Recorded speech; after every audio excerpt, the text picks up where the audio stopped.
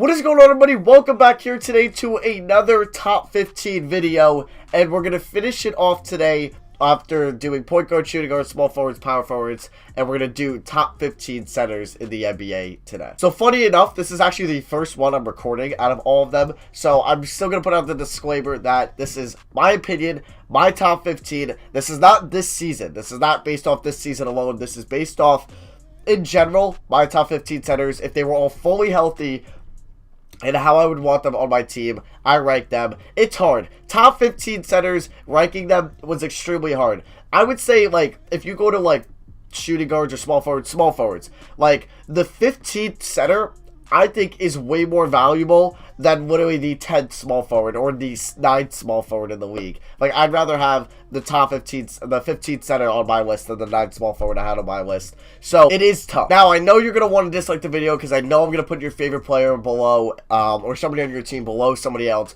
But I'd rather you not dislike the video and give me a reason in the comments below. I'm not saying I'm right. I'm literally a 19-year-old college kid from Temple, and I'm not no NBA analyst. I'm not no NBA GM. Neither are you. So, these are our opinions based on our eye test, how we view which stats are more valuable. So, let me know in the comments which ones you think I got wrong or which ones you would change, because I know you guys are not going to agree 100% with my top 15 list. So, honorable mentions that won't be making this list is Jonas Valanciunas, Jusuf Nurkic, Enes Kanter, JaVale McGee, Tristan Thompson, Willie Cauley-Stein. So those guys won't be making today's list. I know they're really good. It's just hard to make a top 15 and narrow it down.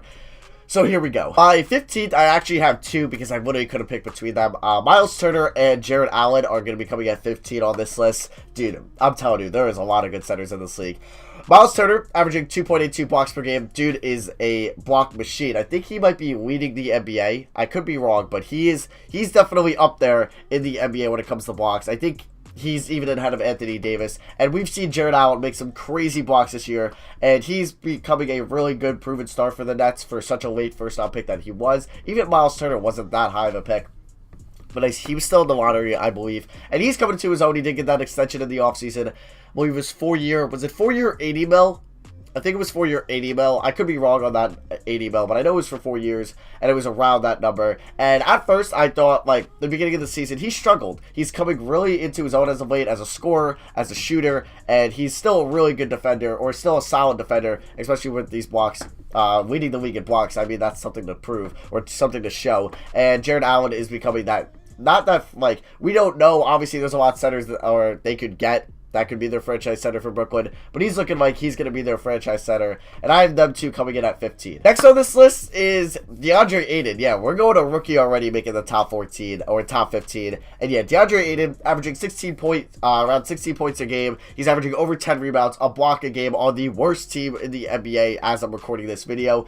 He's shooting about 60% in 31 minutes, and the dude's, like, really good. He's obviously not getting this recognition that Luka is getting over in Dallas. He's averaging over 2 assists per game in first center. That's pretty solid, and a block a game. DeAndre Ayton, he's not doing terrible defensively. Obviously, he wasn't this defensive stud coming out of college. We knew he did have struggles there, but he's looking like he does have, obviously, potential at that position to be a solid defender. We look how kind of like Nikola Jokic has taken the next step as a solid defender, as a center, so it's definitely possible for DeAndre Ayton. The dude's, what, 19 off the top of it? I think he's 19. He could be 20. He looks like he's 35. But yeah, DeAndre Ayton comes in at number 14 on my list as a rookie. He will be the only, he'll be the only rookie center on this list. Coming in at number 13 is DeAndre Jordan. And DeAndre Jordan, I feel, is like having a really underrated season. I mean, we all know he has literally little to none offensive potential. It's all putbacks. It's all just dunks near the rim. It's all layups. He's not going to make anything outside of 10 feet. But he's actually quietly having a really good season. In December alone, he's averaging over 15 rebounds a game. He's averaging 14.2 on the season, which I think ranks him second or third in the NBA. I believe he's just right behind Andre Drummond for the lead for rebounds. So he's the second leading rebounder. He's averaging just under a block per game on 63% shooting from the field and 11.4 points per game. Obviously, he's not going to get the attention in Dallas based off what I said about Ayton, because Luka is there, and Luka is getting all the attention. He's actually shooting 71% from the line. He's averaging over 2 assists a game, which is really good. Just under a block a game, 0.7 steals a game, and I think he's actually become one of the more underrated centers in the league. I know he's making 28 mil, but I don't think he's a $28 million, or what is he making, 28 mil, 23 mil, 25 mil, whatever it is. I don't think he's worth that, but I think he should be deserving of more talk this year. I think he's having a pretty solid year. I mean, no great year. That's why he's only coming in at number 13 on my list of the top 15 centers, but still a very good player nonetheless. Coming in at number 12 is Hassan Whiteside. Now, there was a point about a year and a half ago where you would have asked me, or mostly anybody else in the world, who like their top 7, top 5 centers are, and Hassan Whiteside would crack most of those lists, if not all of those lists. He was at like an all-time high when he got that contract extension, I believe in the 2016 free agency. I could be wrong. It could have been 2015. But whatever year that was, he was at an all-time high elite center, and he dipped off. Obviously, when the NBA is coming more, not like a traditional center anymore or that useful, you got to be able to shoot the ball. You got to be able to run up and down the floor and stretch the floor. It's not coming like a traditional center that Whiteside and like DeAndre Jordan are, that they're kind of just in the paint, put back guys, low or high percentage shooting, don't really take any shots outside of 10 feet. Whiteside is actually averaging,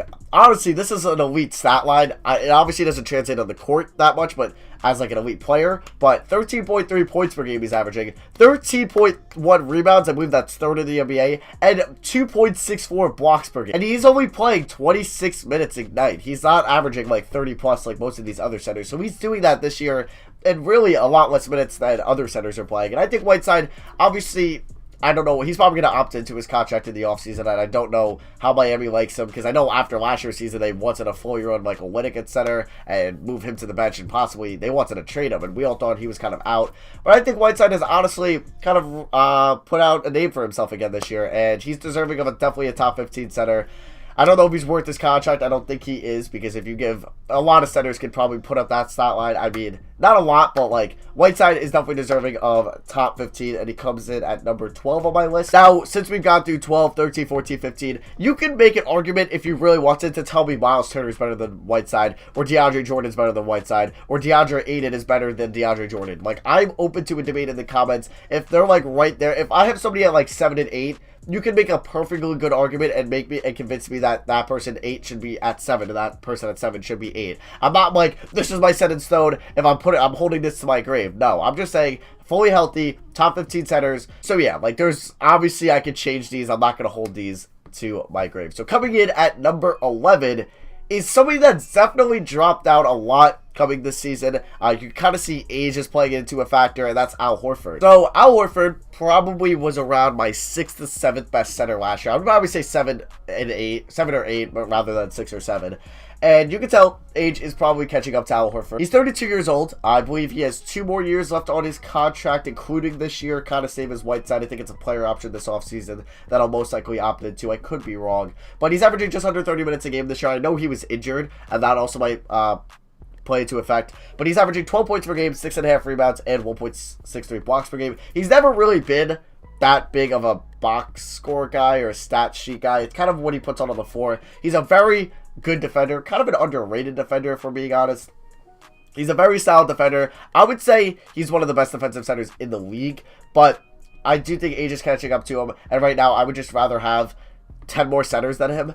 And if you're going to put him at, I mean, there is one guy that on my list that's actually a little bit more high up that I would maybe rather have him over, but this is what I think just right now. And Al Horford, really good defender. He's averaging over a block and a half a game, and you can just see on the floor, he's really good at guarding big men on the perimeter, even kind of threes, but not the most. He's shooting over 48% from the field. He's shooting over 32% from 3. I mean, that's not terrible, but for a center, that's, I mean, whatever. He's a career 36% shooter. But yeah, over 3 assists a game, I think Al Horford is still one of the better centers in the league. I mean, like I said, being like the what I have him at 11 best center in the league is still insanely valuable. I'd rather have the 11th best center than literally my 8th or 7th best small forward. So this is no slouch here. Al Horford comes in at 11, and let's get into the top 10. All right, coming in at number 10 is Marc Gasol. Now, Marc Gasol was out for most, if not all of last year, or he's out for most of last year, and people kind of forgot how good and underrated Marc Gasol really is. He's averaging 16.2 points per game this year, over 8.5 rebounds,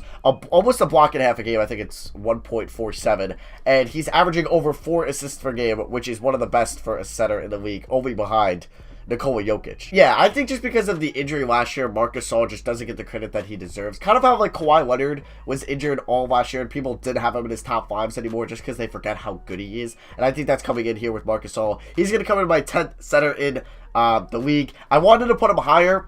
I'm honestly kind of, you can kind of interchange him with 9 and 8 that you're about to hear me say. My 8-1 is, I think, going to get my most backlash in the comments. I actually don't know, but yeah, I have Marc Gasol coming in at number 10. Coming in at number 9 is Clint Capella. Now, Clint Capella is averaging 17 points per game this year, a career high, and you kind of remember that he waited a little bit to sign his contract in the offseason. I think he waited like a month that people thought he was going to sign it, and he's honestly, I think he's making around 18 mil a year. I think it's like 20 or below, and honestly, I thought at the time, I don't really know if I would pay him like that because I feel like he can do what most centers can do, but he's really having a really good year, kind of after breaking out a couple years ago. And yeah, he's averaging 17 points a game. He's averaging 12.5 rebounds, just under 2 blocks a game, and, with a huge injury to Chris Paul. He's the second best player besides James Harden on that team, and without him, they would be probably one of the worst teams in the NBA if they didn't have Clint Capella and you say they just had Nene out there. Because, yeah, they're obviously struggling, but they're doing really good as of late. But if they did have Clint Capella as of late, they would be probably, they would not be on this, 6-game winning streak they're on. Clint Capella, huge part of that Rockets team, one of the best centers in the NBA. He comes in at my number 9 spot. Now, coming in at number 8, I don't know if I really like him at 8, but when I originally had him at 8, so I'm going to go with it because of the season he's having this year. This year is obviously persuading me a lot to change up this list, kind of why I have Al Horford kind of low, and this man pretty high. And coming in at number 8 is Nikola Vucevic. Now, I know what you're saying. You're probably like, Matt, Marc Gasol is better, and I could agree with that. I think they're very similar in the way they play. I would rather have Marc Gasol's defense than Nikola Vucevic, but Nikola Vucevic is probably the 3rd best center in the Eastern Conference this year, behind Joel Embiid and Andre Drummond, who we'll get to later, and he's really having a great year in his contract year. 3rd in scoring for centers, averaging 20.2 points per game, just behind Karl-Anthony Towns, who's only averaging 20.9, so he's just averaging 0.7 more points per game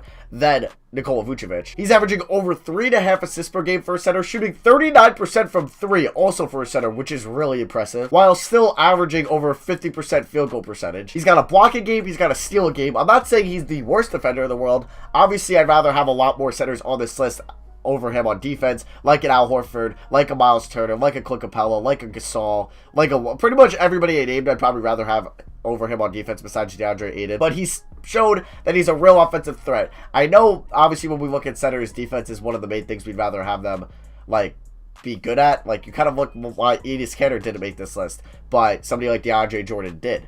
Now, offense is still a huge part of the game too, and he's kind of transitioned into what a modern day center is like. It's somebody that can stretch the floor and shoot outside of 10 feet, and he's showing that this year with good percentage numbers there. He's definitely going to make the All-Star game. If he doesn't, that's rigged. I'm probably going to make a prediction for the All-Stars, who I think should make it. But yeah, Vucevic comes in at 8.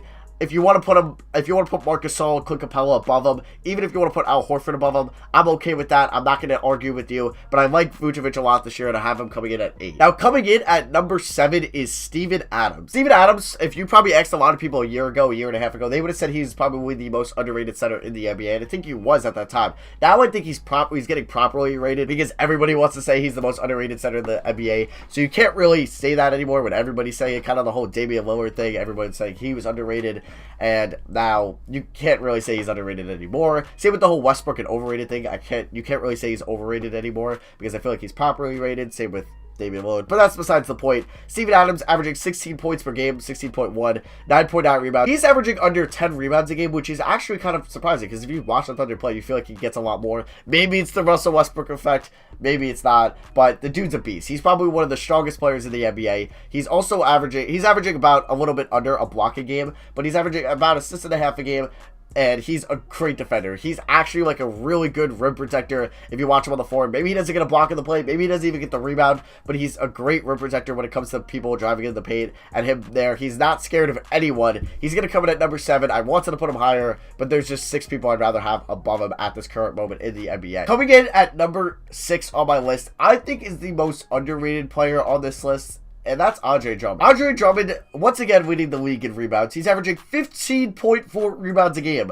That is insane. He's like 15.4 is crazy. He's averaging 1.94 blocks a game, so just under 2 blocks a game, which is really good, and he's still averaging 17.7 points per game. For someone that's kind of one-dimensional on offense who can't really shoot the ball, averaging 17.7 points per game is really impressive, especially when you really don't have that good of a point guard that's that good of a pitcher. I mean, Reggie Jackson is alright. I would say he's an average point guard in the NBA. Just imagine Andre Drummond like Chris Paul.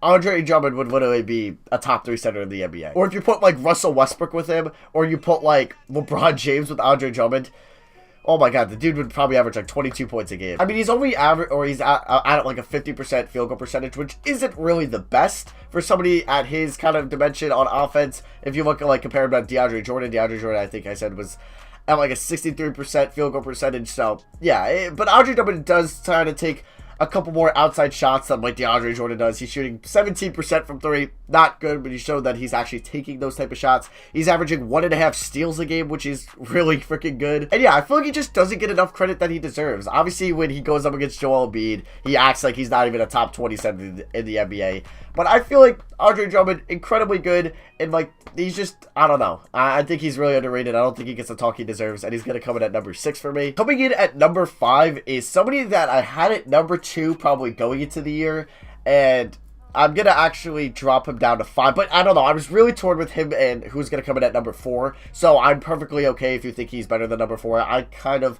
would agree with you. But I don't know. It was really tough. I kind of wanted to even flip a coin for this one. And coming in at number 5 is Rudy Gobert. Rudy Gobert, I think, is arguably the best defensive center in the NBA. It's going to be him or Joel Embiid in that combo, pretty much. I don't think anybody else can compare to those two. And he's averaging 14.7 points a game. For somebody that's even more one-dimensional than Andre Drummond, he's averaging 14.7, which is not bad at all. He's averaging 12.3 rebounds a game and over 2 blocks a game. His 2.1 blocks per game is actually, I think, 4th in the NBA behind Anthony Davis, Whiteside, I think JaVale McGee, which is weird enough, and then it's Rudy Gobert. Yeah, 65% from the field. He's averaging 1.9 assists per game. If you watch him, he's one of the best defensive players in the league. Scary dude. One of the best rim protectors in the league. I really wanted to put him higher, but I'm going to keep him here at 5, and screw it. Hate on me in the comments if you want. I really love Rudy Gobert a lot. I loved him more than most people. I said he was the 2nd best center in the league last year behind DeMarcus Cousins. Still keeping him over Joel Embiid. Now times have changed, but I still think Rudy Gay is an elite center, elite NBA player, and he comes in at number 5 on my list. All right, coming in at number 4, he's having kind of a down year than what he did last year, and I believe the year before, and that's Karl-Anthony Towns. Now, if you want to say Rudy Gobert is better than him, I'm perfectly okay with that. You don't have to comment it. I agree. I'm okay with that. But I think Karl-Anthony Towns is not underrated, but I feel like he gets too much hate. He's actually not playing that bad of defense this year. He's actually played a lot better defense this year than he's been in his career. He's at his best defensive point that he's been at in his career. He's averaging 21 points a game, about 11.5 rebounds, and about 1.6 blocks a game, almost 1.7. A very similar stat line to Nikola Vucevic. So those of you maybe hating on Vucevic, if you pair his and Towns' stat lines together, they're very similar. He's shooting 38% from 3, which is very solid for a center. It's one of the best for centers in the NBA. About a steal a game and almost 3 assists a game, which is still really good as well, and shooting 48%. When he does take a lot more outside shots, it's very solid, and he's a career 53% shooter. 85% from the line, which is actually incredible for a center. Most of these guys on this list don't even crack 70%. So if he's shooting 85%, well, that's this season. That's really good. So yeah, Karl-Anthony Towns is going to come in at number 4. Now, number 3 is somebody that's weird. I feel like if he's fully healthy, right? I don't know how he's going to come back from his injury. You probably already guessed who it is. Number 3 is going to be DeMarcus Cousins. Now, obviously, DeMarcus Cousins hasn't played this year. He hasn't played since January of last year. And I would say he was before he got hurt, he was the clear number 1 center in the NBA. No debate. Even though people wanted to put Embiid, I feel like it was no debate. I still thought he was the most dominant center in the league. Now, Embiid has taken that next step clearly. Jokic has taken the next step clearly, who I haven't mentioned yet, so you kind of know who's my top 2 already. And I moved DeMarcus Cousins down to 3 because the videos of him don't look good at all. So I project him to even be lower when he comes back, and he's going to be playing with 4 other All-Stars. So he's not going to be averaging 25 and 11 like he normally is. The Achilles injury is tough to come back. We've seen Gordon Hayward's injury this year. It's not the same, but he hasn't been the same player, and I'm scared for DeMarcus Cousins when he comes back. I hope he comes back fully healthy. The dude is dominant. I want to see him next year, not on the Warriors, dominating the league like he once was a year ago, and I'm scared for him, but I really hope he comes back fully healthy. But when he is fully healthy, the dude is dominant, one of the best centers in the NBA. He's going to come in at number 3. Obviously, if we saw him fully healthy this year with a full stat line, he would be higher, but obviously when he comes back and he doesn't look good, he's going to be way lower. So this is him with a lot of uncertainty how he's going to be when he comes back. He's going to come in at number 3 on my list. Coming in at number 2 is Nikola Jokic. Now, Jokic is one of the most weirdest centers we've ever seen, but he's probably the coolest center we've ever seen. I would even say he's a center. I would say he's more like a point guard or a point center. The dude averages over 17 points a game, just under 10 rebounds a game, and 7 assists a game for a freaking 7-foot center out of Serbia. He's shooting 31% from 3, which isn't terrible for a center. I mean, that's not good overall, but it's still solid. He's averaging over a steal and a half a game, which is incredible. And now I wouldn't say he's an elite defender. I would say he's improved a lot this year. I wouldn't say like his rim protecting is at the level of like an Andre Drummond or Steven Adams or Rudy Gobert, but his perimeter D is really freaking good. I would say it's borderline almost Al Horford good, and I think it's very solid. And yeah, Nikola Jokic breaking out this year, MVP candidate, leading the Nuggets to one of the best records in the Western Conference, and he's literally changing the game of basketball. He's literally, like, if we get more players like this, there's going to be, like, no more positions in the NBA. Because this man is not a center. He's classified as a center, so I'm going to rank him here too. But he does not play like a traditional center at all. And, yeah, he's coming in at number 2 on my list. Coming in at number 1, you know who it is. It is Joel Embiid. Joel Embiid is clearly the best center in the NBA. Anthony Davis is a power forward, which by these lists, I have Anthony Davis as a power forward. Now, I'm not going to go into it too much because I probably mentioned it in the power forwards video, but positions aren't really a thing. Anthony Davis doesn't really have a position. He's played a lot in a center this year, but I'm going to put him on a power forward for these lists. ESPN and NBA.com and NBA Reference had him at. So he was a power forward, which if he was a center, Embiid would be the second best. Everybody would drop down a spot. Anthony Davis would be number 1, clearly, but he's not.